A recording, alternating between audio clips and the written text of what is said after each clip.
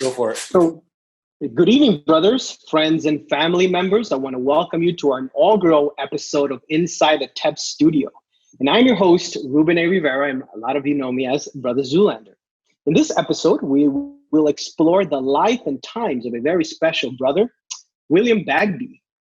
In a few minutes, I will introduce to you our guest of honor, but first, a few announcements. Everyone, please try to keep distractions at a minimum and silence your microphones. Also, use the chat function on your dashboard if you have any questions for myself or for Uncle Bagby. I will be keeping track of all of your questions, and I will ask them at the end. Our agenda for tonight, we will talk about Uncle Bagby. We will do an introduction. We're going to talk about his early life. We'll talk about his family, obviously his TEP life, because obviously we're all connected to that. We'll talk about his career and some final thoughts and questions from myself, and then we will transition into the Q&A where all of you are going to be allowed to ask some questions. I hope you have your drinks ready as we begin to discuss the life of William Bagby. I want to give a huge shout out to Brother Jonathan Wolf, Brother Dr. T, for writing an incredible introduction to you, Uncle Bags. So here we go.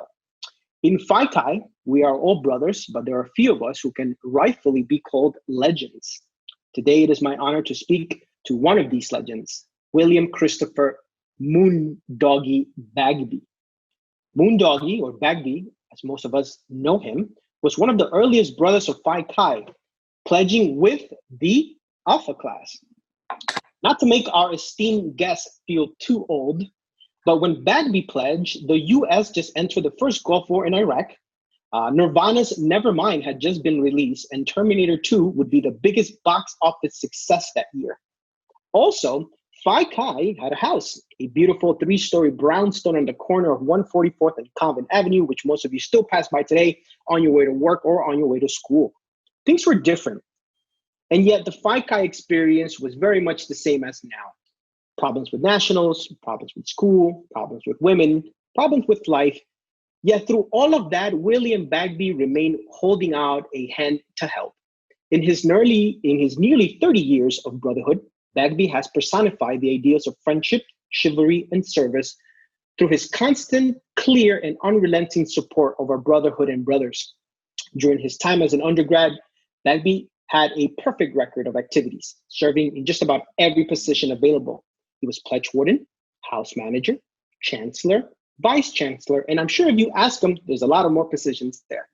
On a national scale, he served as an undergraduate member on the Grand Council, and I think he also served as an alumni. When it comes to service with the Phi Chi and TEP National, very few people have served as long as William Bagby and with such distinction. But frankly, as great as all of that is, that kind of brotherhood, friendship, and service that Bagby has shown as an officer of TEP pales against his life outside the EC or any TEP position. For the last 2 decades, Bagby has welcomed the brothers into his home, making us, no matter how little we might know about him, feel like family. Think for a moment, whether you crossed over a decade ago or a few semesters ago, how many TEP events have you been to which you later discover are Bagby events? The Bagby barbecue, the Bagby retreat, a staple of social life in the life of all of us that many of us still attend to this year. He and his wonderful family has welcomed us into their homes with open arms and hearts, feeding us, entertaining us, listening to us, loving us, never asking for more than to be better, kinder, and more compassionate human beings, paying it forward to others as they have paid it to many more of us. That's brotherhood. That is William Bagby. It is my privilege to welcome William Moondoggie Bagby to this virtual stage, and I would like all of you to please raise your glass and cheer William Christopher Moondoggie Bagby. Welcome, Uncle Bags. Thanks, man. How are you feeling? That was a pretty nice introduction. Thank you very much. Hey, that was all Jonathan Wolf. I will not take any credit for that. I'm glad that PhD went into good use. So thanks, Wolf. I appreciate it. That was wonderful. So are you ready to dive into your life, Uncle Bags? Let's go. So that was your introduction. I just want to say that on a personal level, you are one of the brothers that I've come to know closer over the retreats, and I wanted to say thank you in advance for all of the advice that you've not only given me, but I'm sure many other brothers. The fact that you've opened your home and you invite us to just be a part of that is a real big privilege. So I want to start by talking about your early life. So here's the pre-early life, right? So here's where the genesis of the Bagby begins. And here are three pictures. Can you tell us who these individuals are? So on the left, that would be my mom. Notice the crazy 70s perm. This would have been around 1975 or so. I would have been about 5 years old. And in the middle was my dad as a serviceman. This would have been before I existed. If I had to guess, I would say mid-50s or so, 55 or so, 56. And the distinguished looking gentleman on the right is my grandfather, Roy Bagby, my dad's dad, who I never met. He died relatively young. He died when my dad was only, I think, 8 years old. So I never met him, but I just love this picture. I love the hat and the whole attitude. So yeah, that's my grandpa. That's such a sharp picture. Can you tell us the full name of your mom and what career and what she did for a living, and also that of your father? Oh, sure. My mom, Patricia Kavanaugh, born Kavanaugh Bagby. She is currently she has a PhD in psychology. She holds a private practice out of her home. She has done so for many years. She formerly worked at Kohler Memorial Hospital on Roosevelt Island. She was the head of psychology there for many, many years. Before that, I remember her getting her PhD when we were kids. She actually got her undergrad before we were born, but then took some time off to raise us. But then when we were old enough to go to school, she decided to go back to school and get her PhD. And she worked really, really hard to do that, and then eventually ended up getting her PhD. And that's part of the reason why we ended up in New York City, because she was doing her dissertation at the VA hospital in Manhattan to get her PhD. So. And your father, what did your father do for a living?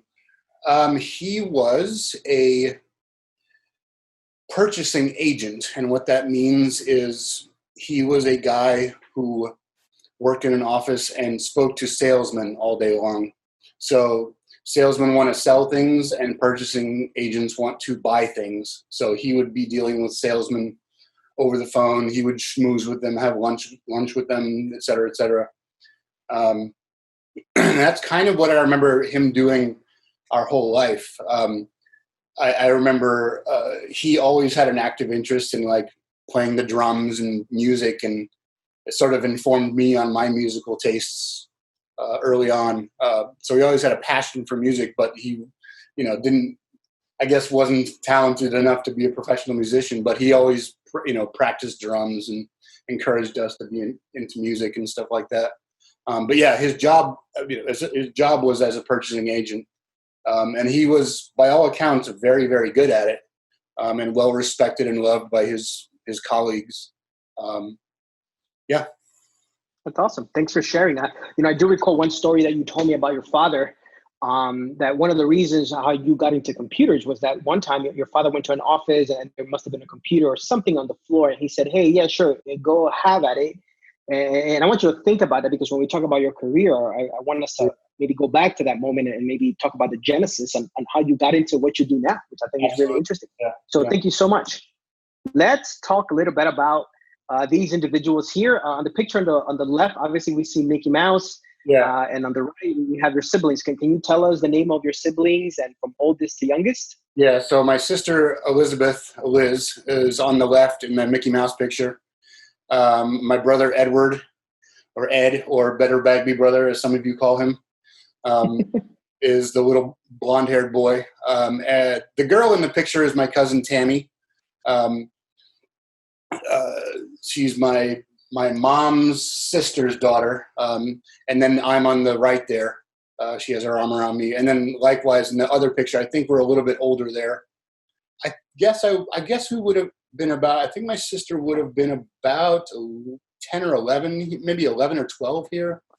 And I would have been 8 or 9. And my brother's about 2 years younger than me, a year and a half younger than me. So 6 or 7. I'm not sure what we were dressed up for, but it was something. I just love those 70s suits. Me with the turtleneck and the jacket. Yeah, that brown brings out the color in your eyes. Brown all the way. Everything was brown. That's fantastic. Yeah. Now, I do understand that you went to Disney World that year. Is that right? It's Disneyland. Well, so we lived in Reno at the time, Reno, Nevada, which is the second largest city in Nevada, or at least it used to be. I think Henderson might be the second now, but Las Vegas is the one everyone knows. But Reno is also a decent sized city, so we lived there. And the closest relatives we had, or some of the closest, lived in Southern California. Like I still have to this day many relatives who live in Southern California. So we used to visit them, once a year or so, drive down, and it was a long drive. I remember it was like an 8-hour drive south from Reno. But we'd go and stay at their place, and then they lived not too far from Disneyland, which is in Anaheim. So I remember I have very fond memories of going to Disneyland as a kid. Awesome. And here you are, the three of you again. Is that right? And you were a little more older this time. That young lady on the right is my mom. Interesting. Yep. Maybe I should have labeled that. That is my mom, and she is I think she's in the 6th grade there. She would have been about 11 years old. So that would have been taken in like 1957. There was another picture of my sister. I don't know if you got that or not, but and then I'm in the middle, of course. And then my brother, Ed, who I know he hates this picture. He even expressed his displeasure at me including it in this, because I guess he forgot it was picture day. So he wore a basketball jersey to school. I mean, was he playing basketball at least for a team, or? No, not really. I think he just liked that shirt. I never knew him to be a big basketball player. Or maybe he did in school, but he just liked that shirt, and he wore it to school on the day that happened to be picture day. That's fantastic. Well, I just want to say that you were a stud back then, and you're a stud still now.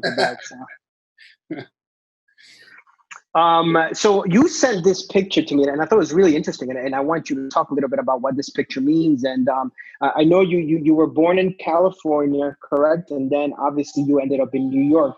Can you tell us a little bit about this picture, what it means, and what was that journey like for you growing up and then moving over here with your family? Yeah, so I was born in Sacramento, California, which is the capital. It's kind of like right in the middle of the state. It doesn't get a lot of press as compared to like LA and San Francisco, but it's a pretty decent sized city.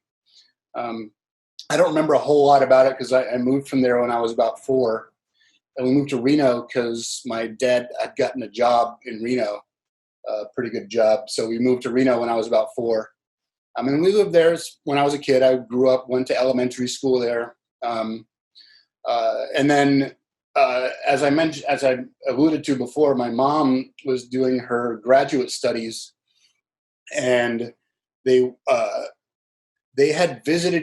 parents had visited New York. Like they took a trip by themselves, and they left us under the care of like some very good friends of theirs, and they went for a week to New York. Just because I forget exactly what the reason was. There was some kind of, I forget what it was, but they came to New York kind of as a vacation, I guess, and they fell in love with it. And this was in 1980. So when my mom was deciding where to do her dissertation, because when you are going for your PhD in psychology, you need to do it in a hospital. So you need to work in a hospital or something along those lines. So she decided, how about New York? So they decided in 1982, let's uproot the family and move across the country to New York City, which was we thought was kind of interesting. We had no idea what to expect. We had no idea how that was going to work out, but my parents were risk takers, and they decided that's what they wanted to do. My father didn't have a job lined up. My mom did have her dissertation lined up. She was working at the VA hospital. She had her residency or whatever you call it lined up at the VA hospital in Manhattan. We didn't have a place to live. My dad didn't have a job. So what they did is they purchased a old used beat up RV, and we all packed in and traveled across the country. And what you're looking at on this map is sort of roughly the map of us traveling across the country. There were a few things that we wanted to do along the way.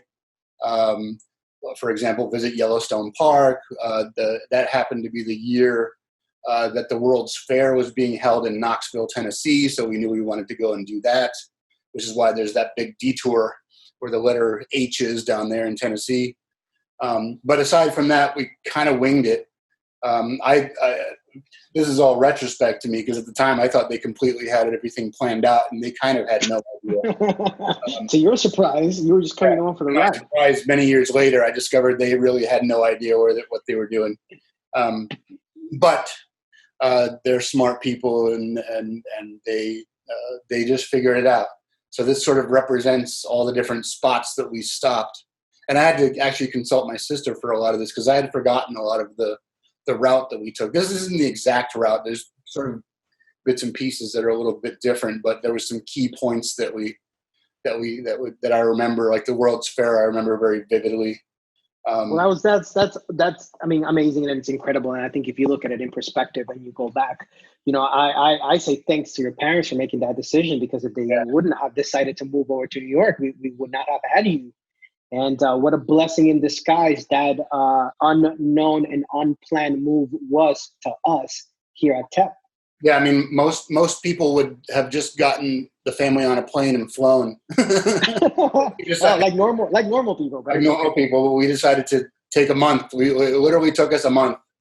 And where we ended up was this trailer park in New Jersey, this horrible trailer park. And my sister was 15 at the time, and she was the most horrible teenager you can imagine. She was the worst. But we literally stayed there because we stayed there for maybe a week or so, because we had to find a place to live, and B, my dad had to find a job.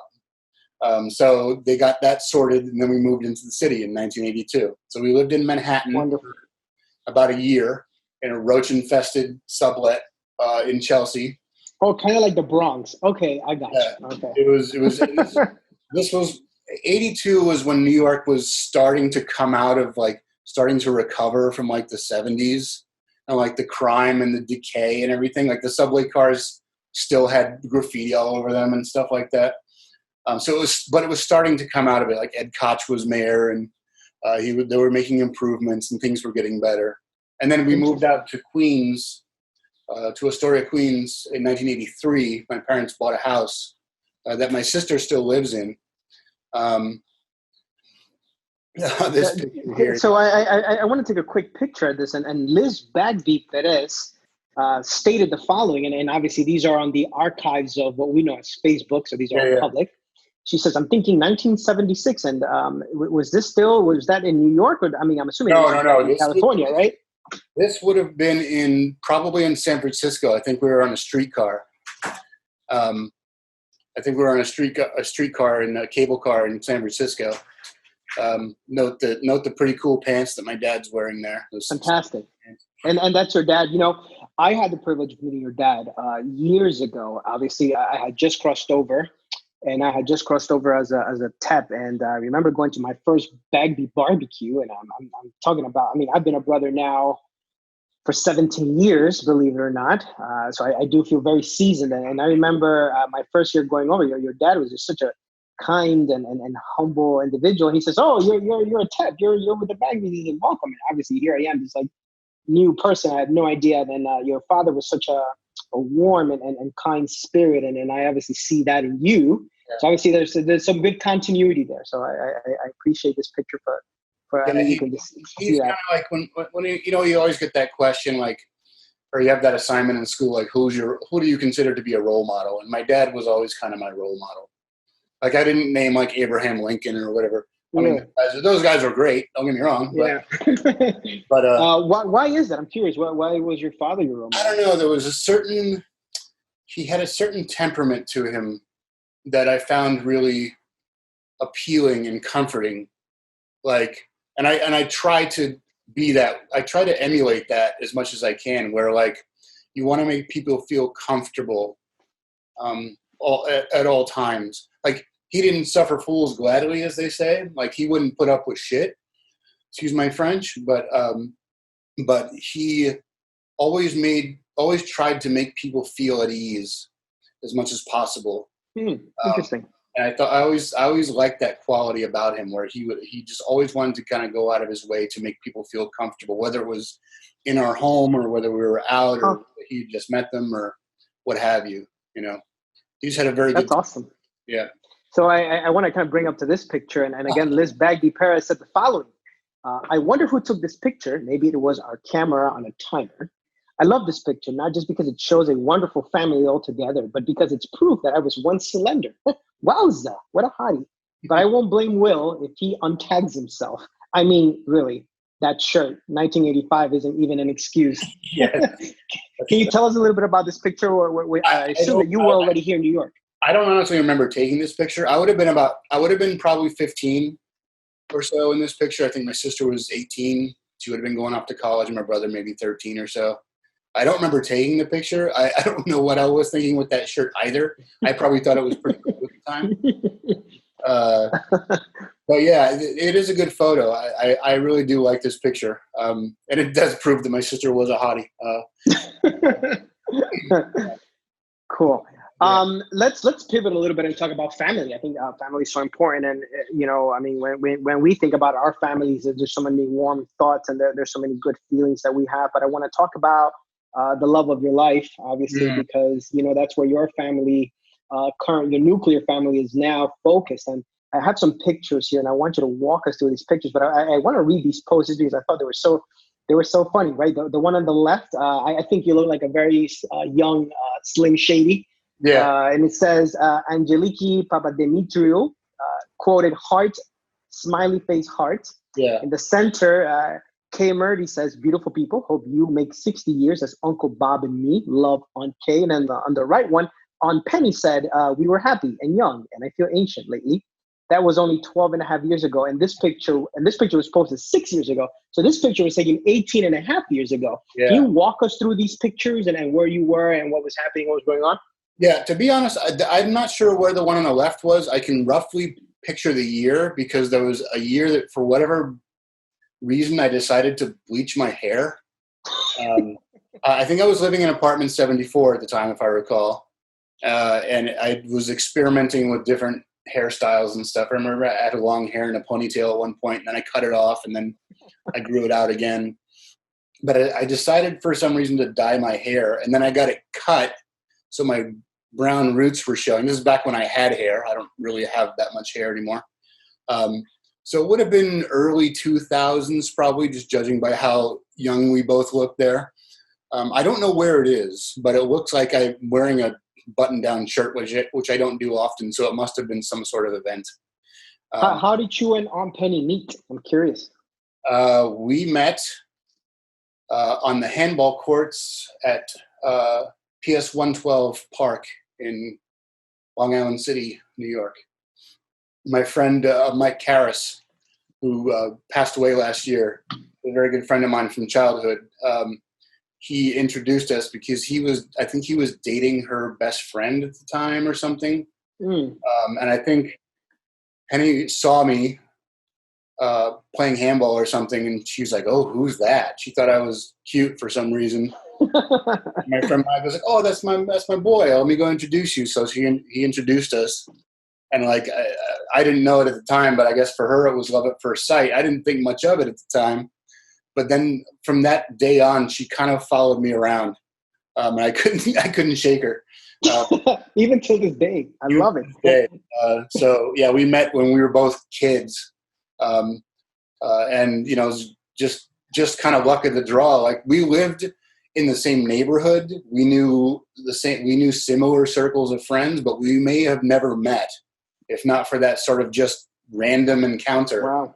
That she happened to, know my good friend growing up, and he introduced us on that day. Like, I might have never seen her, and I don't even know what my life would look like right now if that were not the case. Could be completely. And then you decided to, obviously, the picture in the middle is when you got married, correct? Yeah, I think that looks like it. Yeah. It says, I read a comment there that says, "Oh, this was your wedding," and I was going to post it, but I thought this picture was more interesting, and this comment was interesting. But how long have you been married for now? We were married. Well, we had two weddings, so to speak. We had the City Hall wedding, which was the oh, guess what? I'm pregnant. You need to get me. You need to get me on your health insurance as soon as possible.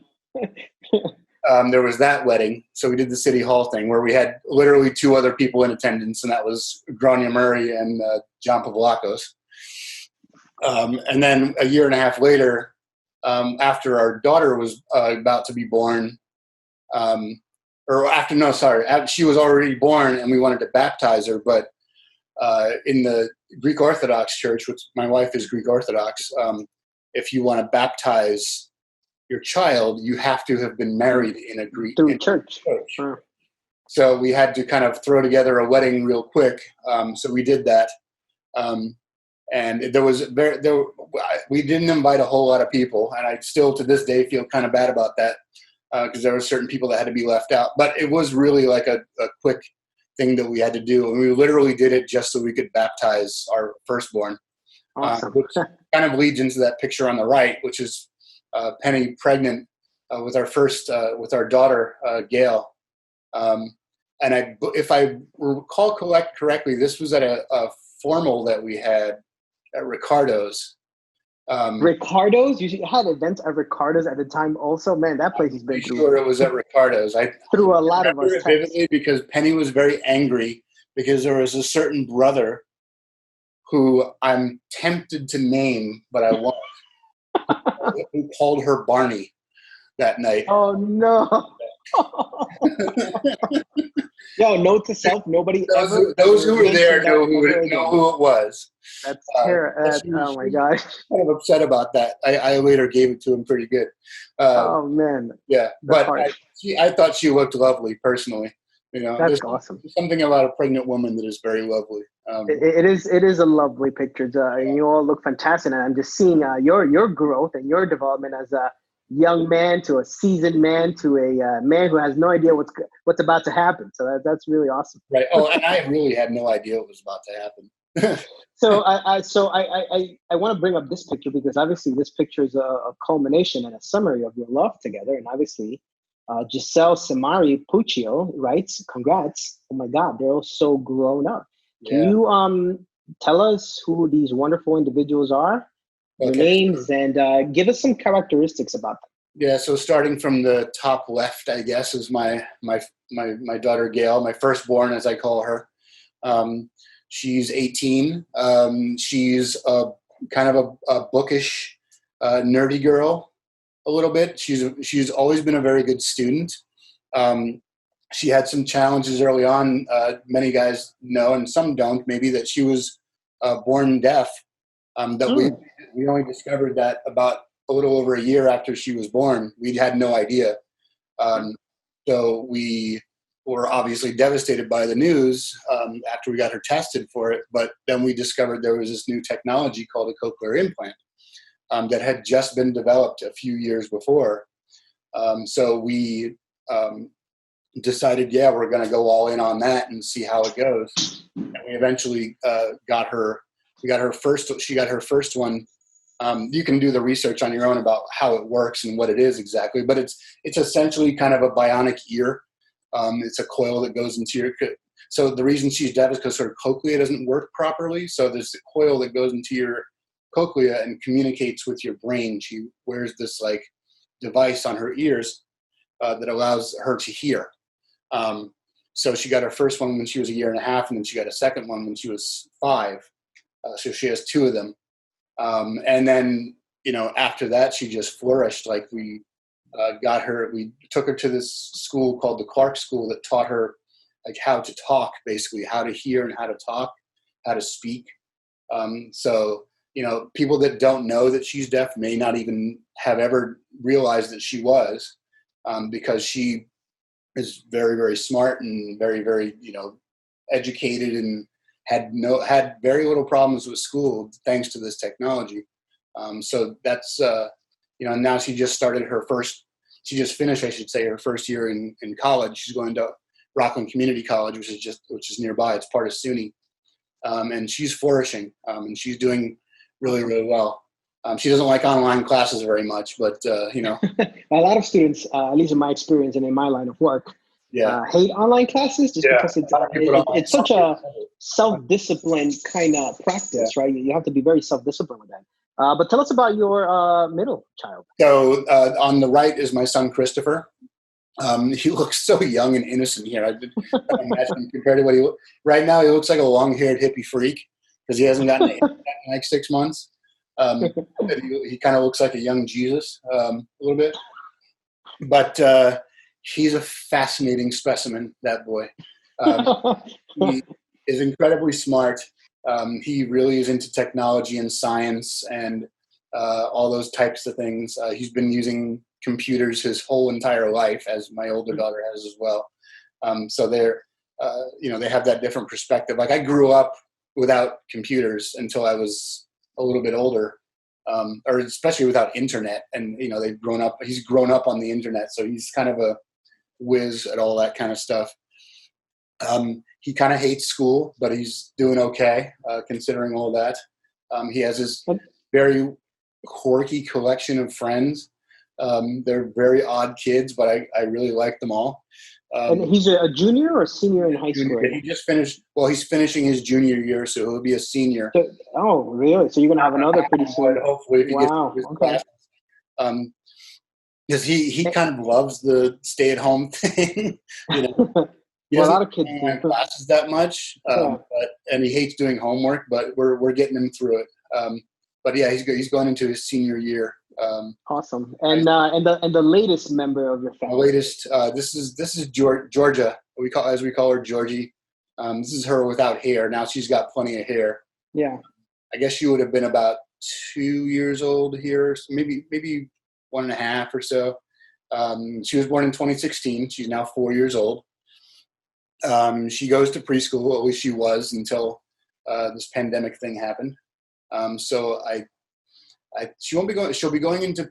She'll be in preschool next year, and I think the year after that she'll be in kindergarten. And she is. We call her Little Nancy because she is very much like my mother-in-law, who's passed away many years ago.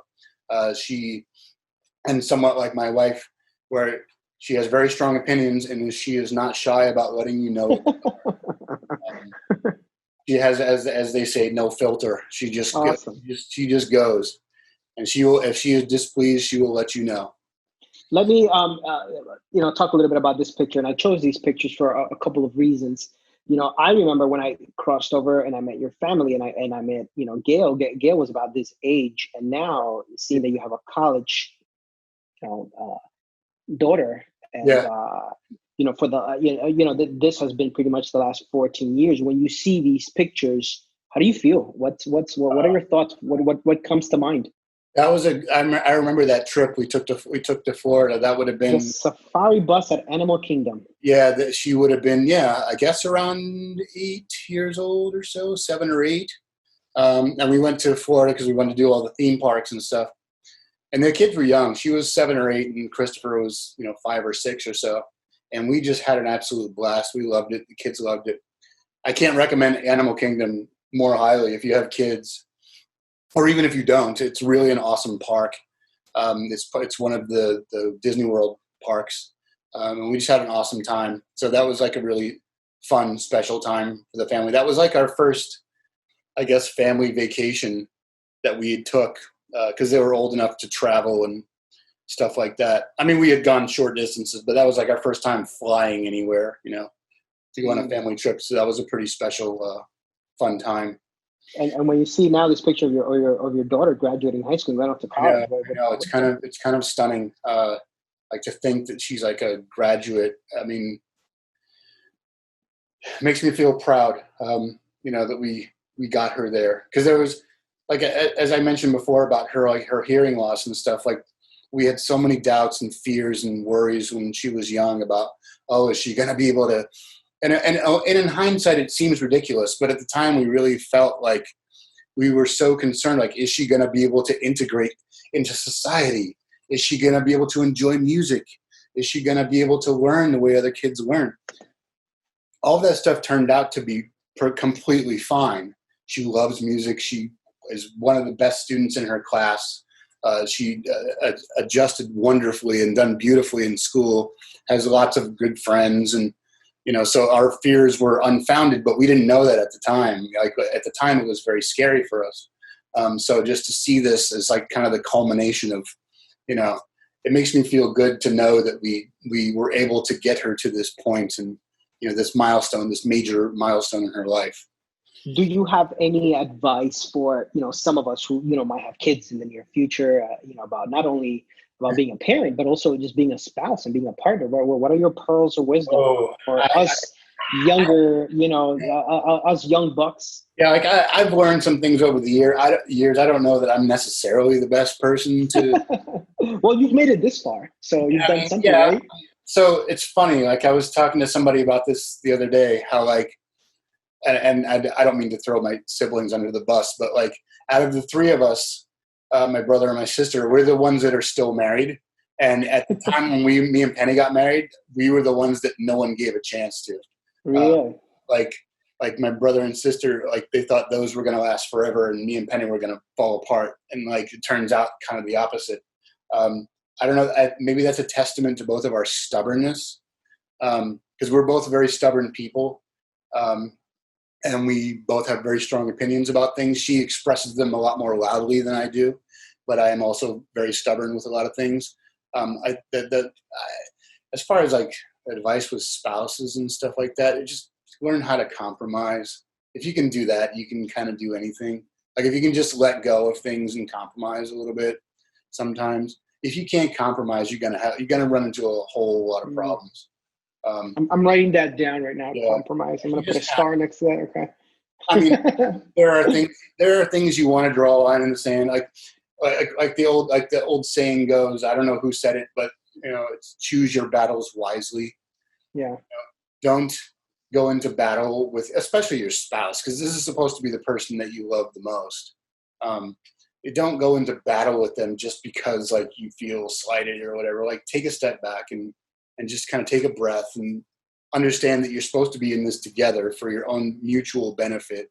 And parenting, any tips on parenting? Just, I mean, obviously you've done a good job. Your daughter's in college. Every single time I've spoken to him or any of your kids, very polite and, they're very kind-hearted individuals. And that's an underlying theme here. All of you are just so kind-hearted and, I can see where it stems from. It's funny you describe my son as polite. I would not consider him to be polite. He is very. He hasn't slapped me in the face yet. He is, on the other hand, very kind-hearted. He does have a very, very good heart. He has a heart of gold. He just is. He's a button pusher like his mom. So he will push buttons. As far as advice with kids, I would give Penny a lot of credit for that more than I give myself. I don't want to downplay my contributions necessarily, but. She was a stay-at-home mom, or she still is, for that matter. Like we decided early on that, like, because both of her parents worked when she was a kid, and she, felt that affected her negatively. That both her parents had to work, and she was a latchkey kid and all that stuff. So we decided early on that if we can afford it, then she would love to be a stay-at-home mom. And do that as long as we could afford it, monetarily, and we did. We were able to. So I give her a lot of the credit for that. But I mean, parenting advice, I don't know. Talk to Aunt Penny. I got you. Yeah. Talk to her. And love your children. That's the best advice I can give. Try not to be too hard on them. Be hard on them when you need to. But try not to be too hard on them, and always let them understand that you love them. Because there's a lot of parents out there who don't show that and don't demonstrate that. Hug them often. Tell them you love them often. It doesn't cost anything. That's awesome, Uncle Bags. It literally costs nothing. That's beautiful. I really appreciate you saying that. Like, oh, you got a tough love all the time, and like don't show them emotions and stuff. And I don't know. I don't really agree with that. I think the more love you give to your children, the better off they are. Awesome. Now let's turn the page and talk about TEP life, right? This is what we a lot of us here are going to be like, what? Oh my gosh, so on and so forth. I want to talk a little bit about this picture, and Peter Arnold made a comment that I thought was really awesome. It was really unique. there are key elements to find in this picture. Find how many cans of American, and I'm assuming American beer or the label American, American a plastic plate, a pack of Viceroy cigarettes, Viceroy. a lit B-Roy, Coleco football, how many backward hats, and passed out CCNY, and I assume he would say brothers there. Yeah. But he was probably too drunk, or I don't know who. Yeah. What is happening in this picture? Where are we, and what's up? God. So this would have been one of the many parties that Queen's TEP's Epsilon Theta hosted at Galloping Green, which, as the older brothers have gone to many of those parties. It was a bar out on Union Turnpike in Queens. And this was during the time, so the Queen's TEPs actually had a house for a brief period of time. I think it lasted less than 2 years because they totally trashed that place and the land got tired of them. But for those year and a half, 2 years, it was a pretty glorious place because it was a good place to kind of crash after a party. Are you in your boxers in this picture? I still to this day do not know why. I'd taken my pants off at some point. So Pete Arnold is the guy who is to my left with the blue shirt. I call him Pete Arnold, the funniest man alive, because he is one of the funniest people. Maybe the funniest person I've ever met in my life. I have laughed so hard and so loud with that guy. I love him so much. He's one of the Queen's brothers.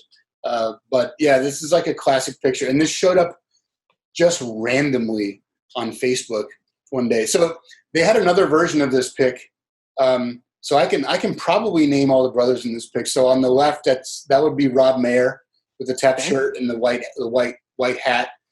Josh Karp is the guy playing the Coleco football. Fester, Joseph Bruletic is the guy there. A lot of guys know him. Then Pete Arnold. I'm not sure who's to Pete's left. I think the guy in the tan jacket whose face is off screen, I think that's Freddie. I'm pretty sure. I'm almost positive Freddie's in that picture because there's another version of this picture that Freddie is in that I have in my possession. It was framed in their TEP house, and I appropriated it one night when we were there. I took the photo out of their house, and I still have it in my possession to this day. Let me ask you some general TEP questions. Sure. What is your Phi Chi number? 33. What year did you pledge? I pledged in the fall of 1991, Alphas. Who is your big brother? My big brother is Shadow, Herschel Wilson.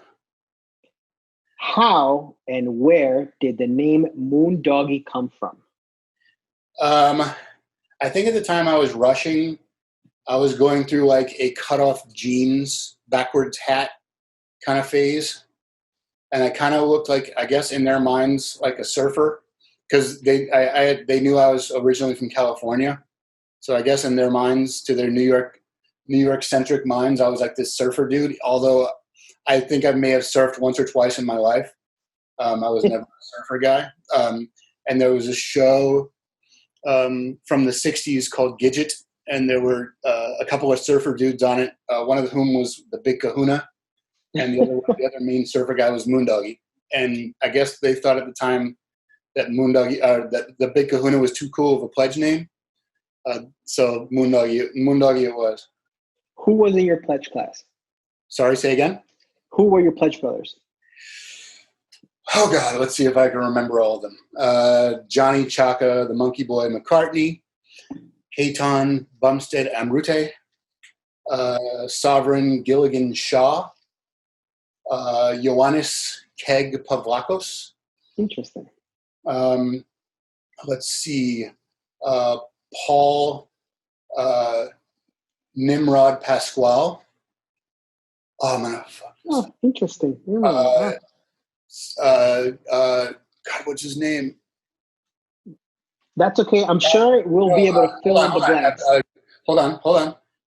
E.T., whose name I'm blanking on right now, but he was Assyrian, not Iranian. He was Assyrian, as he told us. He, the extra testicle. There was myself, Tojin, Stylo Adonis Sapascus. There we go.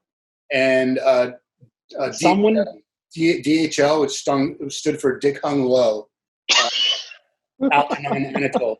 I feel like I'm forgetting. Oh no, yeah, I am forgetting someone. That's Michelin, Demetrius Asters. Oh, interesting. I'm not forgetting anyone else. That should be 10. Well, I'm sure you are, and Brother Roach is here blasting all the names. So Sargon. Sargon, there you go, Sargon. Yeah, I was like, there's all these names. I could not remember his name. Life of me. Let's talk a little bit about your lineage. Who are these individuals in this picture? So on the left is my first little bro, Shiv Charan, Jellyfish Kulasi, who is MD, by the way. He pledged with the Betas in spring of '92. My second little bro was Robert Alice the Goon Julian, who pledged with the Epsilons in the fall of 1993. And my third and final little bro is Tony Slappy NG, who pledged with the Etas in the fall of '94, I believe. So this is my. Lord. This Okay. is not my. I was still in. I was still in middle school. Yeah, my lineage. I have sort of a dead lineage at this point. But hey, it happened. So I chose primarily the picture on the left, and every single time I see this picture or I hear about this picture, there's a big story behind this picture. I think there's a significance. I don't know what it is, but I hear about Brother Snake being there. I'm not sure if I mistook this picture, but I believe you're somewhere abroad. Yeah, we are in Ireland. This was what happened in Ireland. There's a very big specific moment that happened. Yeah, so Brother Snake, Francisco Boy, who is the very handsome gentleman in the middle of the picture, he was getting married to Grania Murray, who many of us know, who is the sister of another woman who a lot of us know, Siobhan's younger sister, Grania, married Francisco in Ireland. So they wanted to get married in Ireland. So a bunch of us took a trip across the pond, flew into Dublin, and they live in a little town called Skerries, which is just I want to say south of Dublin. I don't remember. It was maybe an hour outside of Dublin. So we all went there. This would have been This would have been at a pub. I have no idea where this was. It was a very significant event by the fact that we landed in Ireland on September 11th, 2001, which is a date that many of us know. We had heard about on the radio as we were driving to a pub about a plane hitting the World Trade Center. And we thought at the time it was a small prop plane. Turned out not to be. I don't want to get into all that. All that unfolded. That's a whole other thing. So we spent that week in Ireland away from our families while all hell was breaking loose in New York City. So it was very, very memorable from that point of view, but it was also memorable from the point of view that we went to a very fun wedding and we spent a week in Ireland. So that's what this picture represents. I think it was myself, Keg, Snake, obviously he was getting married, Roach, Tap, Teeth was there also. I might be forgetting. And Teeth is this fine gentleman with the green shirt. There he is. That's Teeth. Younger version of the Juggernaut, as many of us will know him. We spent the entire week drunk on Guinness and Jameson. Now, I chose the picture on the right just because I think it's a nice contrast of what happened almost 20 years ago, and the fact that a lot of you are still together and a lot of you still talk. And a lot of you are still, bonded. I think this unique experience, you can always go back and relate to that. Yeah, this would be our brother Boris Bulgarin, Gonzo. It was his 50th birthday. It was a surprise party.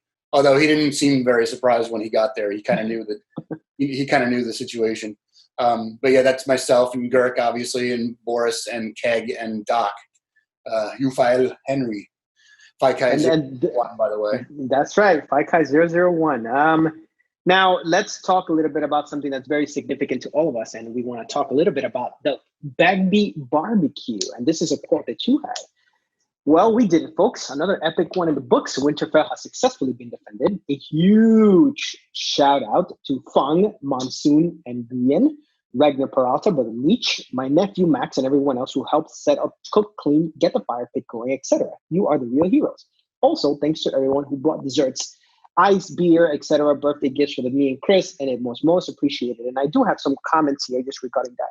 So the Bagby Barbecue is a place where family, friends, and loved ones comes together to not only feel the love and embrace of the Bagbys, but to also feel at home with us TEPs. It is a moment that we can all reflect on, and is a moment in time that we can all feel as family despite where we come from, our gender, our creed, and our race. What are your thoughts on that, Uncle Babs? Yeah, it just sort of grew organically over the year. I remember the first year we did it, it was when my parents moved to they had bought a new place in Astoria, the one where my mom lives now. And it was, my birthday was coming up. I think it would have been like my 25th birthday or so. 25 years ago. Okay. Yeah, and they were like, "Oh, it's kind of a milestone. Do you want to do something special for your birthday?" I'm like, "No, I don't really need anything." And then just kind of joking, I was like, "Hey, do you mind if I throw a kegger in your backyard with the boys?" Like, "Yeah, let's do it." I'm like, "All right, cool." So we went and got food and got a keg and invited all the boys, and everyone came out, and it was a great time. And my parents enjoyed it, and they everyone had a fun time. So we just kind of made it a tradition from then. So then we hosted it at my mom's place for many, many years until we moved up here.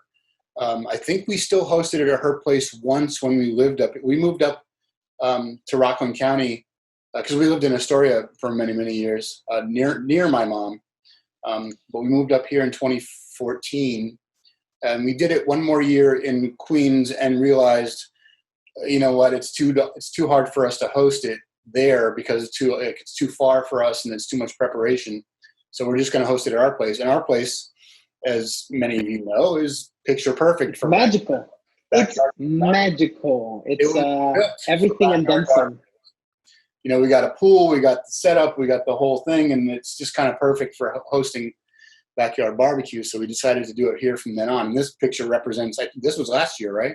This was last year, 2019. Yeah, so we've been doing it up here ever since, and it's just been a blast. I think 2 years ago, I think was the highest attended one. I think Penny it was your birthday. We had your birthday. There were over 100 people, which is kind of crazy if you think about it, to host in your backyard. Yeah, they've just been growing and growing and becoming more and more popular over the years, and we just have a blast throwing it. And part of the satisfaction I get out of it is just seeing everyone have a good time. I mean, it's a lot of work, but it pays off in the form of the satisfaction that we get, knowing that everyone just had a really fun and great time. Well, I'd like to just say a couple comments on behalf of all of the members of TOPS and Phi and our fraternity and our brothers that I think there are no words to express how much we appreciate you and your family for not only opening your home to us, but to embrace us not only as family members, but we can be ourselves. And not only that, I've seen kids attend. I mean, when you think about it, kids who haven't been in the picture, even Danny when he was younger, and we did Bagby barbecues at your mom's place, and now, they're all, we're talking about legacy. So thank you so much for allowing us to have that platform and that continuity just to see ourselves grow. Brothers have been married and their spouses have joined the Bagby barbecue. So this is a staple, not only in your life, but in TEP life as well. Yeah, I mean, the first Bagby barbecue, I don't think there were any kids. I mean, aside from like my nephew Max, who was like 3 years old at the time. And now it's just like there's just kids everywhere. And it's awesome just to see like all the TEP family growing. So let's talk about another big Bagby event that we know that we've loved to know as the Bagby retreat. So this is from Regner. This retreat was pretty awesome. Thank you, William Bagby, for allowing all the stupid dickery in your house. And thank you, Rue, for organizing another amazing retreat. Thank you to the chefs, Mark and Tony and G, to all the brothers who made it possible this whole weekend memorable. It's great to be able to escape our daily routine. It's just, if only just for a weekend. And this is a good summary. And here's some notes that I have that I was able to kind of recollect. So when you hear the following words, Uncle Bags, what comes to mind? NWO, Federation, Bagby Nuggets, good and welfare, cleanup time, Drogba, and many, many more. Yeah. stupid dick for that matter. I mean, it's just so many phrases. You know, the what was it, the speckled bird or whatever it was. How did the Bagby retreat happen? Like, what made you decide one day to say, "Hey, I have a house in the Poconos. Let's go and make the most out of that"? I don't know. Like my parents. So my parents bought that place because we were all living in New York City at the time. And they wanted to have a place that would be like sort of a family retreat that we could go to and spend time. And I get my parents' idea at the time was that it would sort of be a place that we could just keep throughout the generations and eventually be passed down to the kids, and we'd just have it for the family. And the thought occurred to me one time. I was like, you know what? Why don't I just have like all the boys come up one weekend? You know, as long as we don't trash the place, you know, we'll just have a fun time. It doesn't have to be a ton of guys. So the Joke's on you. and I think the initial one, if I recall correctly, I don't remember who. Maybe you were involved in organizing it, but I think we wanted to do like a brotherhood retreat with like the undergrads, because we wanted to do like sort of an informational sessions with undergrads, guys who had already crossed over, to be like, oh, okay, this is how things work, and this is, you know, sort of teach them some life skills, et cetera, et cetera. It was very roughly organized. We didn't know what we were doing. We just kind of bought food and figured it out along the way. But it ended up working out great. And then just over time, we just decided, hey, let's just make this kind of an annual tradition. I think for the first few years, we were doing it twice a year. We're doing it in the beginning of like in the spring and in the fall, but it became a little bit too much work to do two of them. So we just kind of focused on doing one a year. And I think it's worked out really well. And I want to say, you know, my wife appreciates the Bagby retreats, and I'll tell you why. You know, it's very seldom that we as men are able to have a men's group that we can laugh together, that we can cry together, that we can just share our deepest, most vulnerable moments in life. And we're there to pick each other up. And despite where we come from, whether our race or creed and where our backgrounds are, we can come together as men. And I think it's not only therapeutic for a lot of us, and I want to speak to myself, you know, the best times is, you know, Thursday night where I prep up to Sunday night where when I marinate on everything that happened. But I appreciate the good and welfares. I think the good and welfares for me have been therapeutic. And I think that is the essence of just being in a men's group, that you're accepted for who you are. And I think that to me is something that you can't buy. It's something that can't be duplicated. And it's something that we as TEPs have that is very unique. And like Regner says, you know, even if it's just for a weekend, we can just forget about what's happening in your life, and we can go back in time to being undergrads and being stupid dicks. And I love it. Yeah, I mean, we've sort of tweaked it over the years. And I think sort of there's a few major modifications, like moving the good and welfare to a Saturday, which I think was brilliant. Genius. Genius move, because we can just take as long as we need. Doing the recitation of the initiation ceremonies, I think is a wonderful, wonderful addition. I think everyone loves it, because we forget, you know, you did it so many years ago, and a lot of us at the time when we went through it, you know, you don't remember it. And just to have that recitation happen is so enjoyable. Very powerful. Very, very powerful. Very powerful. So here's some random pictures with you right before we transition, and we're a little behind schedule, so I want to make sure that we continue, and I want to just take a couple more minutes. Top left picture, I hear stories about Sausage Fest. No idea what the hell was happening here. Right picture, no idea. And then bottom picture, Girk is graduating after 10 long years. Sausage Fest. It was a short-lived retreat. I think we only did it twice. We had a very small one in 2001, and then we had a much larger one the next year, and we all wore our stupid shirts, and it was a lot of fun. Gert graduating, my God, 10 long years. The one on the right is, I'm not sure what the context of that is. That's me and my pledge brother Keg and his big bro Boris, who was in the other picture before from his 50th birthday. Those are great pictures. Awesome. Now let's pivot and talk a little bit about your career life, and we're coming to the conclusion of the interview for tonight. So, William Bagby, he's a senior software engineer with 20 plus years of web development experience in the greater New York City area. And this has been taken directly from your LinkedIn page. And one of your colleagues had a testimony about you who's worked with you in the past. His name is Ramin Bozorga. I can't even pronounce his last name, and I'm sorry.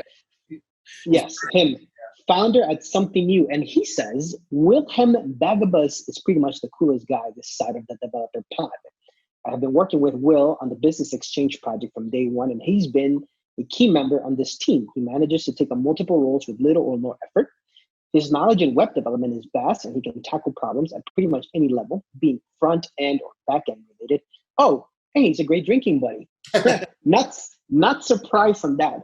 But here's your career life, and here's your experience. You were senior software engineer at Cardstack. We chose those titles specifically because our boss let us do it. Yeah, I love it.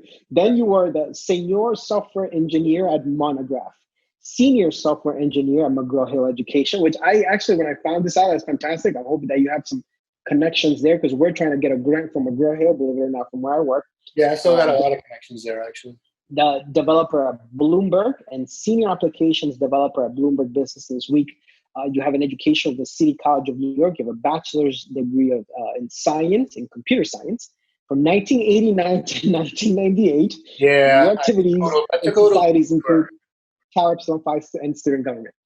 Talk to us a little bit about your career. What do you love the most about your job now? Yeah, just to comment on the 9 years I spent in college. I took a little detour at one point into music because I was completely unprepared for college. Like, I was smart, I had the brains, but I was immature. I wasn't a good student at all, and I was failing a bunch of classes. My GPA was terrible. I was like, this is so hard. All the math I got to take and the physics and I was like, I'm just going to be a music major because I had a talent for music. So I'm like, oh, let me just be a music major. And then I took music for 3 years. Then it dawned on me that my music degree would be pretty much worthless when I graduated. So I was like, you know what, let me buckle down and get back to computer science because obviously this whole computer thing is kind of a big deal.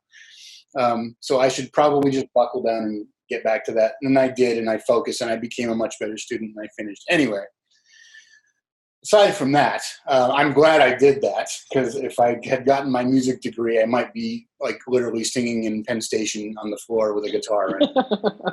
So who knows where I would be.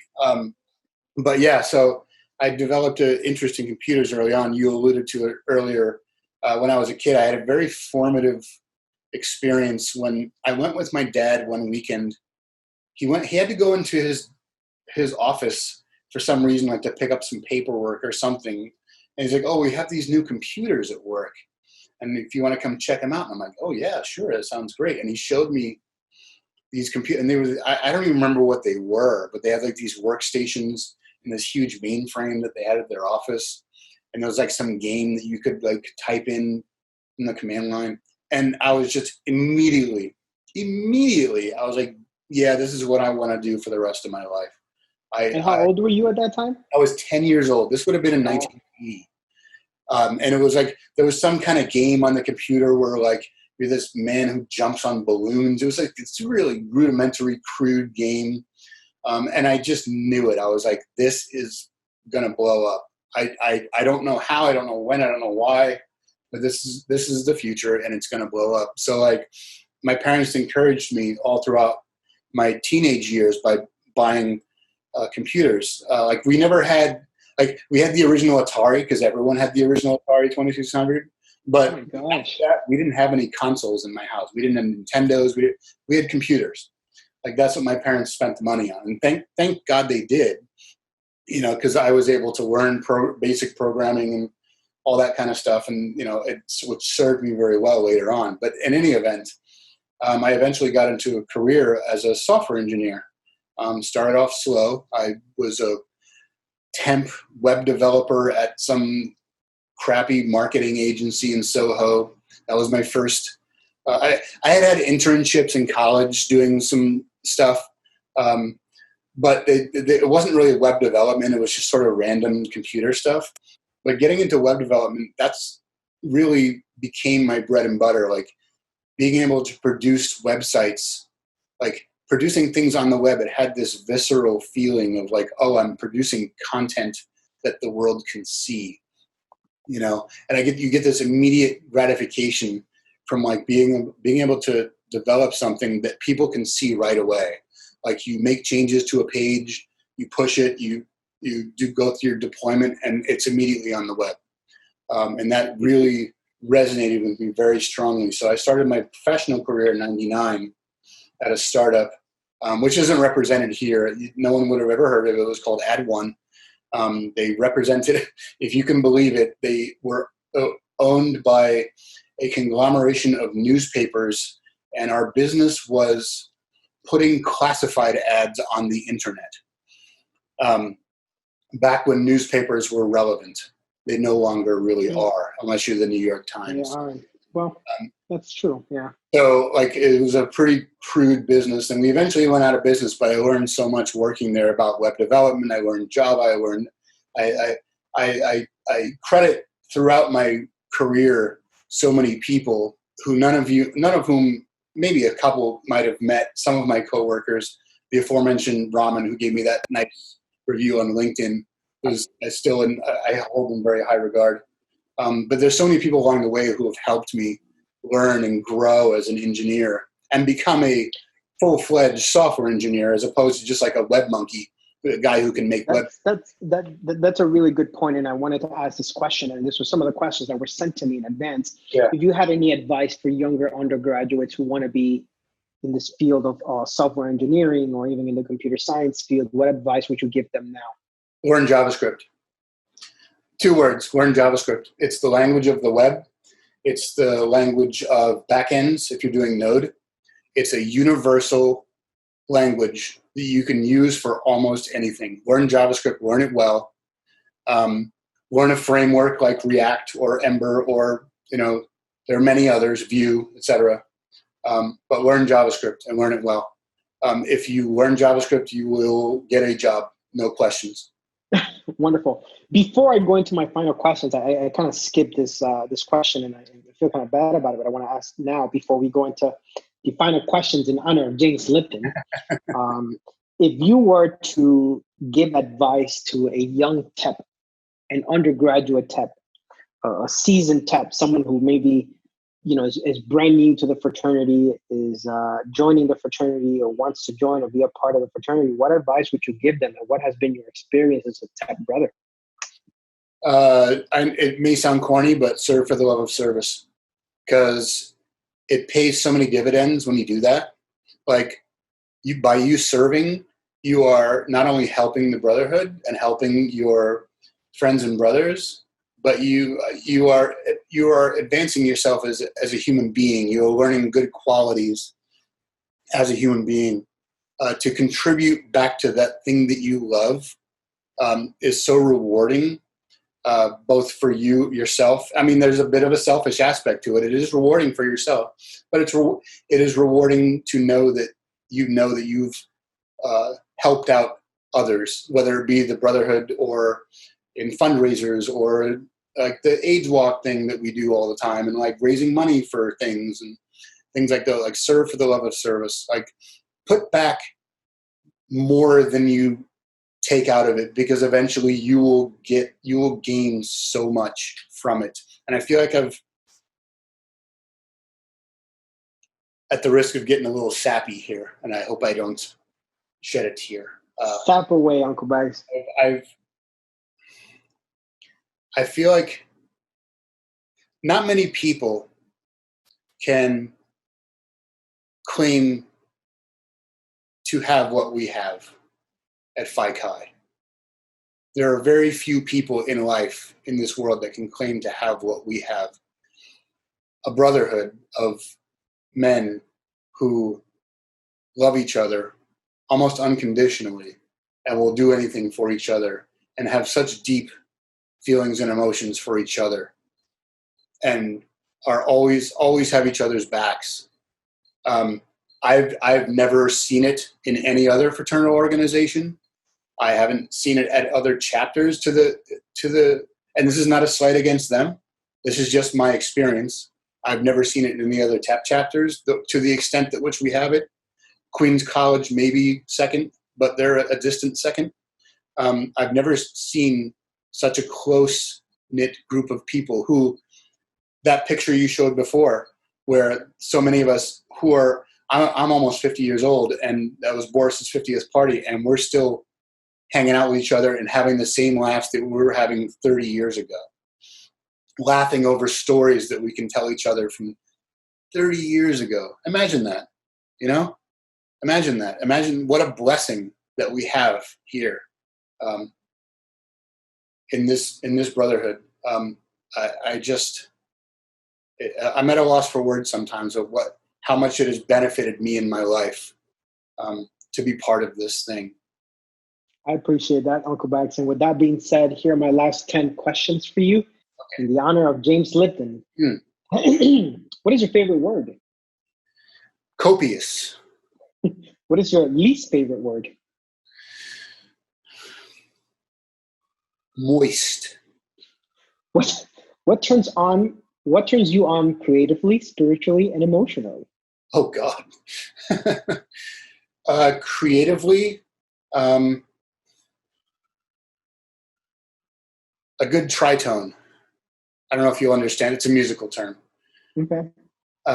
Spiritually, I'm not super spiritual, although I do like the concept of karma, and I like when people pay things forward. That turns me on. Awesome. What was the other thing? And emotionally. Emotionally, when people care for others without wanting or expecting recognition for it. What turns you off? Bullies. What is your favorite curse word? Yeah. What is your favorite curse word? Cocksucker. What sound or noise do you love? Sound or noise do I love? I love any sort of white noise. I can't fall asleep without it. What sound or noise do you hate? It's going to sound very random, but the sound of flour, like wheat flour, on a wooden cutting board and someone rubbing their hand. Wow. It sends a shiver up my spine like you couldn't imagine. What profession other than your own would you like to attempt? Attempt music. Be good at writing. What profession would you not like to do?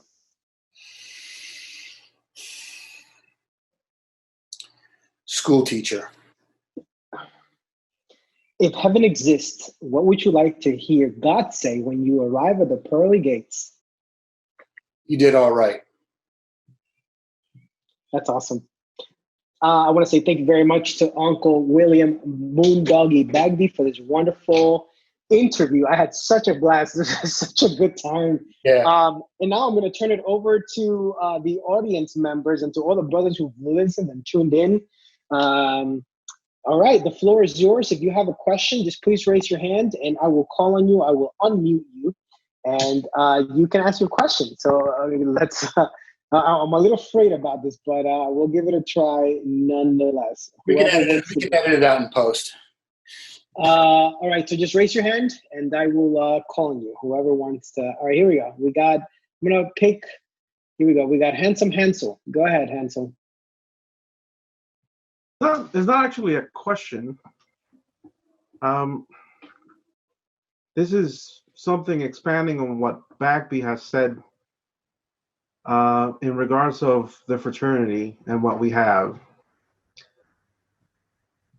There was a time when I had a major leak in my apartment and the fire department showed up, everything. There was no apartment for me, nothing. I had reached out and said, I need a place to live. I am looking and I just can't find anything. Without hesitation, without nothing, William Bagby called me, reached out to me. and said, I spoken to my mother. There is a place in her home, my old bedroom. You can move there. Here are the details.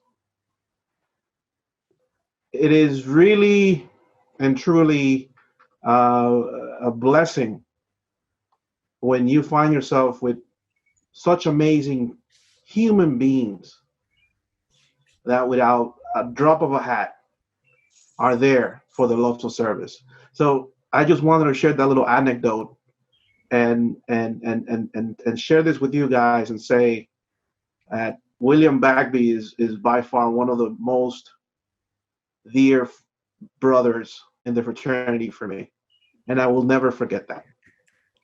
Yeah, So thank you. here. All right, I'm going to turn it over to Girk, who has his hand up. Girk, go ahead. Floor is yours. Question. Bagby, if you could go back in time and maybe like whisper into somebody's ear, what would you have wanted your pledge name to be, other than Big Kahuna? That's cool. Good question. No, I love my pledge name. I never did not like it. I thought it was. I think it's great. I still think it's great. It was cool. Awesome. All right. Our next question comes from Roberto Soy Milk Gordillo. Go ahead, Soy Milk. Floor is yours. Thank you. Bagby, in keeping to a little bit of the seriousness of some of the things you mentioned, what moment during your tenure did you feel exemplified that value you vision you spoke of recently today? What would be that one moment? You said, this is what I'm talking about.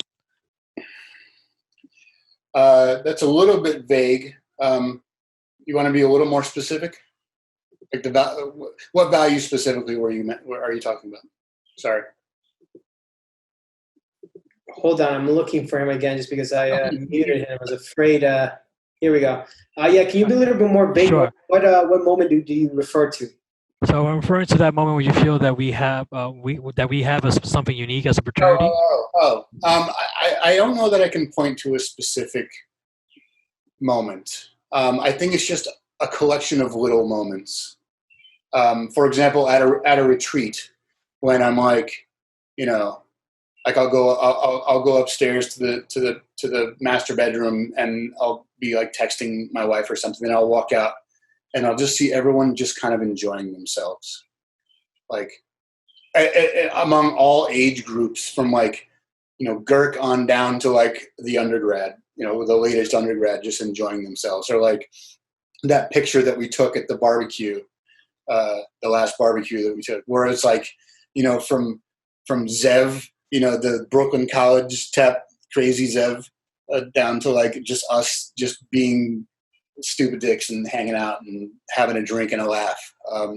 Just all the little moments, I mean, there's also like the times that are not so good when like brothers need help, like someone passed away or like, and everyone shows up, or someone needs help and guys just show up and are willing and able to help. People need help moving, and guys just show up. They just show up. There's no questions asked. They don't want anything. They just show up. The little things like that, and then and they aren't little things. They are big things, but like it's not any specific moment that I can think of.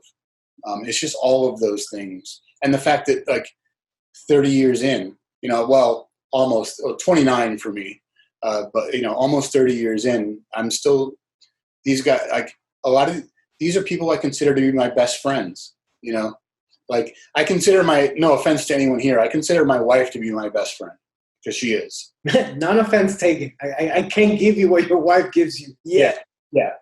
She's absolutely my best friend. She knows me better than anyone, and she knows me better than I know myself sometimes.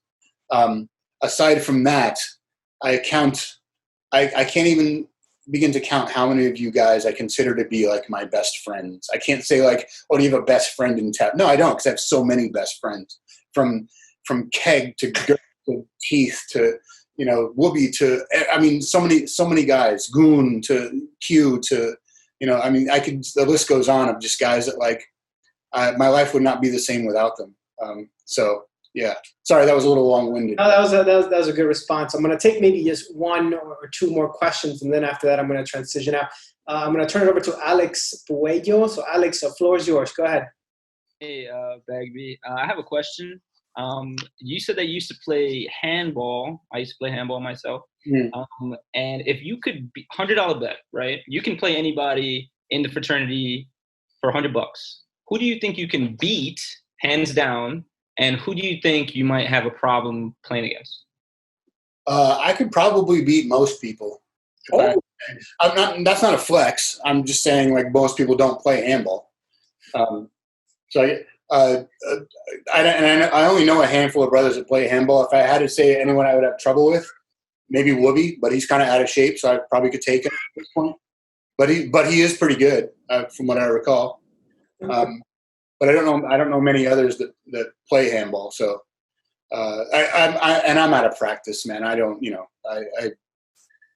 know. But there's probably any number of young kids that I don't know that could whip my ass. Fucking could just blank me. So I don't know. But I was okay back in the day. I was pretty decent. I was never great, but I was pretty good. Anybody else who hasn't gone? If not, I'll leave the last question to Gerg. Is just begging for this question. All right, Gerg, you got the last one. I'll unmute you. Give me a second. All right, go ahead. Last question, and I'm signing off, everybody. Bagby, if you had to pick two guys to be in your lineage, to be little bros, out of all the guys that came after you, who would it be? Oh my God. How do I even answer a question like that? Because if I answer, I'm implying that their big bros were shitty. Let's see. Okay. Shaft. Straight up. He saved TEP. Word up. I mean, almost single-handedly, it wouldn't have happened. Let me put it this way: it wouldn't have happened without him. I'm extraordinarily proud of him for all the hard work that he did for that. I don't know. I feel like I'm stealing little bros if I do this, but yeah, Shaft, because I don't know. Trying to think of who else.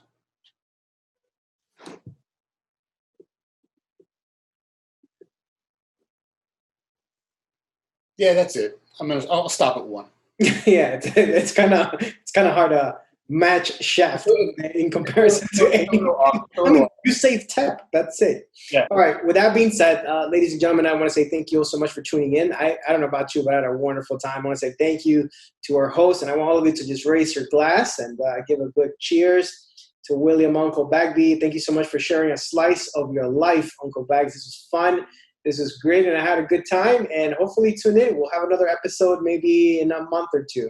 Everyone have a pleasant evening. I'm going to do the dangerous thing and unmute all of you. Oh, God. Thanks, Zoo. No problem.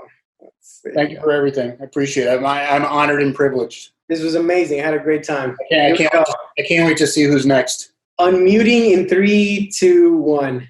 Thank you, Bagby. Bonnie, put some clothes on, bro. Some clothes on. Clap, clap, clap, clap.